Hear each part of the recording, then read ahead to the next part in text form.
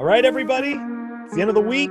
Welcome to Simply Bitcoin, the channel that breaks down all the daily Bitcoin news, meme review, of course, the daily fail, and software releases. Drop us a like and subscribe. All right, you know the drill. We're looking at the numbers. Here we go. Clock Moody Dashboard. Okay, so block height of 655,754. Bitcoin price of 15,652, chain rewrite days 647, and total lightning capacity 1,034.16 BTC. Looking good. Looking good. Good. We're consolidating. What are we saying? Looking good, bro. It just pumped like crazy. No, Bitcoin. we're not getting excited. We're not those people. We're not pulling out the lines and the dots and. We're neutral. We're a neutral news source. Right. Phil, it's time for the daily fail. So our daily fails. This is an old one, but it's a good one, and you like to bring this stuff back up. You know, when Bitcoin's doing exactly what it's supposed to do.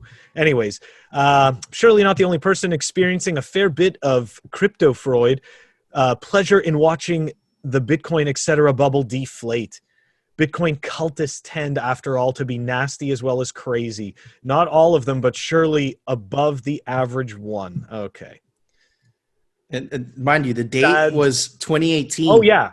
The date was February 3rd, 2018. So, you know, Paul Krugman, like enemy of Bitcoin. You know, like another guy with horrible takes. And again, right, like you got to remember, you know, these people are completely incentivized to bash Bitcoin like crazy. So even if it makes sense, even if it's better than the garbage they're peddling, they're obviously not incentivized, you know, to tell you the truth and to gloat. But every single time Bitcoin gets back on its track, you never hear from these guys. But they always show up with like a slight decline in Bitcoin to like rub it in your face for some reason. Like a wind. Yeah. These people lose not only their purpose, but their job if Bitcoin succeeds. So more Bitcoin grows, the more aggressive I expect these people to get, right? And then their media behemoths behind them also supporting the same narrative. But you know what? I don't have any worry whatsoever because Bitcoin doesn't need any of that anyways. This guy's a douche. All right. Exactly. Phil, it's time for the Daily Meme Review. The Daily Meme is brought to us by 21ism. They're awesome. They're featured on Citadel 21. They're really cool, awesome artists. And let's check out this meme, Phil.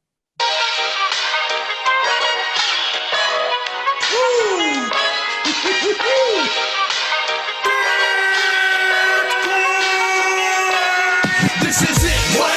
Satoshi's pouring from the sky, stack some chips up. No fear of missing out, about to dip and flip, what? Now pump it up and double up is what we hit, what? This is it, what? Satoshi's pouring from the sky, stack some chips up. No fear of missing out, about to dip and flip, what?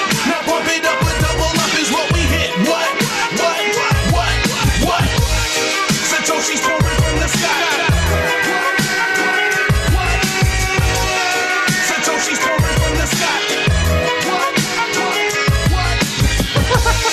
Satoshi's pouring from the sky. Satoshi's pouring from the sky.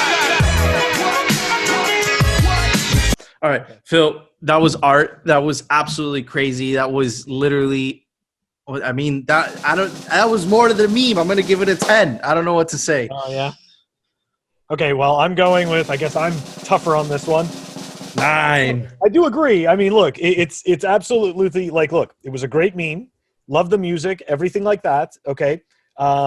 So again, right, if we're looking at it to say, you know, how many people would that reach and how many people would it be relevant to, you know, obviously to Bitcoiners, all of that made sense, right? You watched the whole thing, you understood everything. But to an outsider, that would make most of it would make no sense, with the exception of maybe Peter Schiff, you know? Yeah. So that's why I still think it was amazing, but, you know, It Yeah. didn't have that. It didn't have that piece that could like capture, like capture the masses, so to speak. But it was still totally dope. Okay. Yeah, I get what you're saying. It didn't have that educational component. Okay. Yeah. Okay.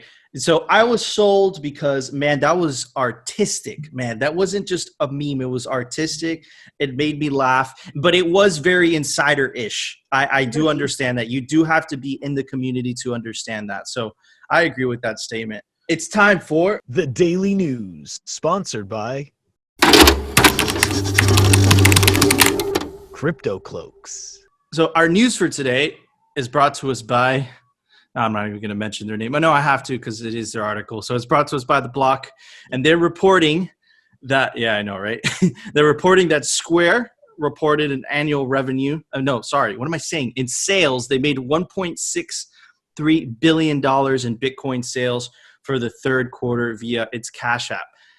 Man, they made $32 million in revenue from that $1.63 billion in sales. That's a pretty nice profit, especially for just a quarter, Phil. That's pretty cool. And I just want to mention the significance of this, guys. Like, because Square found so much success, specifically the Cash App found so much success selling Bitcoin, only Bitcoin, it actually forced PayPal's hand to get into the space, right? And I suspect that PayPal is also going to be forced to allow withdrawals, which they're not doing so right now, because Cash App allows withdrawals from all of its Bitcoin purchasers. So, I think that it's a net positive, especially because, to be honest with you, Phil, Cash App has been pretty Bitcoin friendly. They like Bitcoin, So what are your thoughts on all this? Okay, so awesome that they haven't listed any shitcoins, right?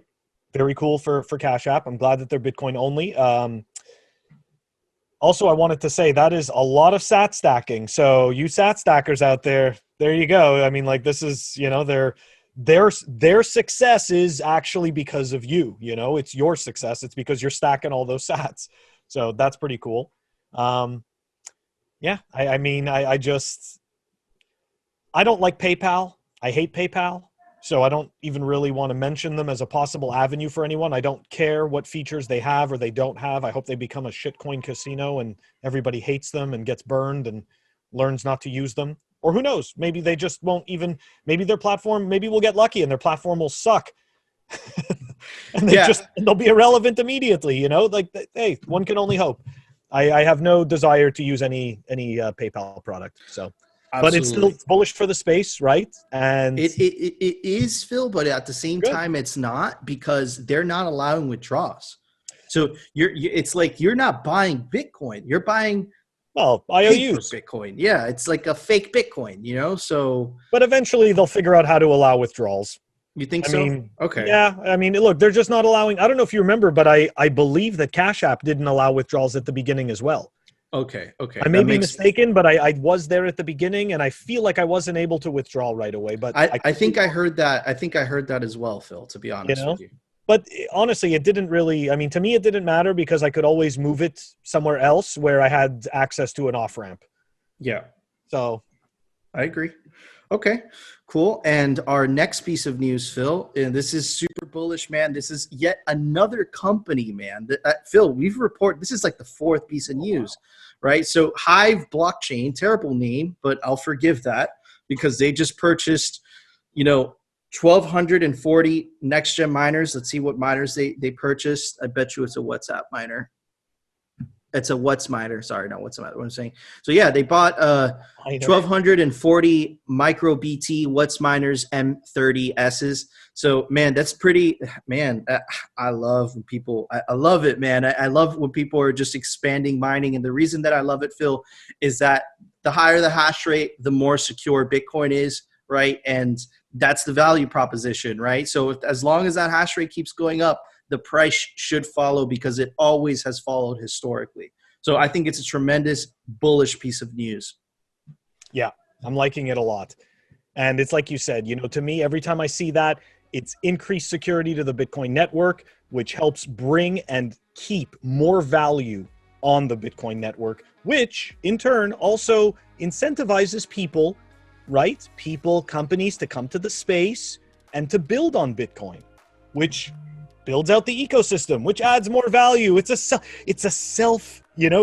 self-serving positive feedback loop. Yeah, That's what I'm looking for. it's a positive feedback loop, and it's a self-fulfilling prophecy. That's absolutely what Bitcoin is. And Satoshi, man, the guy's a genius. Phil, there is a pretty awesome website that we talked about earlier this week that I wanted to end the week with. Websites by plebes. All right, so this is bitcointreasuries.org, and we are pulling this up right now. So take a look, guys. Everybody can, and of course that link will be in the show notes, right, down below. And you could see here that all the companies and what their holdings are of Bitcoin. Incredibly bullish. I mean, this is, yeah, that's right. And what's crazy, Phil, is that if every company wanted to fractionally reserve their dollar, not fractionally reserve, if they wanted to basically go off dollars as their reserve asset, they wanted to go into Bitcoin, there's not enough to go around, right? So, and that inevitably just shoots the price up. So, man, that's so cool. All right, so guys, this was our episode for the week. This is our episodes for the week. I hope you guys had an amazing week. I hope you guys have an amazing weekend. Disconnect, buy some more sats, just relax, right? And of course, we'll see you for another episode on Monday, but it comes out on Tuesday. All right. And yeah, guys, we'll see you then for another episode of Simply Bitcoin and No Shitcoins.